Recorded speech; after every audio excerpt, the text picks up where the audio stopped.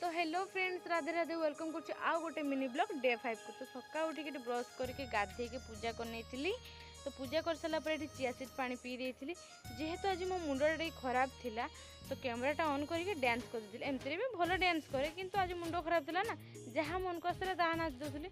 टिके देखंतु ना टिके स्किप करदेवे आउ, किंतु देखंतु प्लीज देखंतु ना मते भल लागबनी।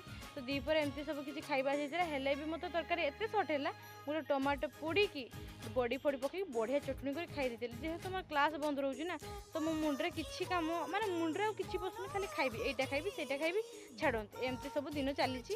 तो खाई सारिक शुई पड़ी शुई उठी सारापर मोर मुंडा अफ थी तो घर कथा मन पड़ जाता जेहेतु मुंड टे खराब अच्छे ना इवनिंग चली जाइए मॉल किसी आनबार ना खाली एमती जाइए बुलापी। ये हूँ मो प्यारी सी पांडा तो आसिक इवनिंग आसिक सब कम सारिकी तो राति डिनर कर देते एमती किसी आसाला दीदी मेला को जाते मेला किसी खाଇବା नहीं आसते खाला मो कथा भावुची सब बड़े खाऊँ कौन भावुवे हाँ जी जहाँ भावुचे भावु मो मोर कौन जी आसे।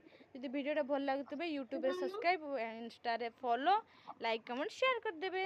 जय जगन्नाथ, रही टाटा।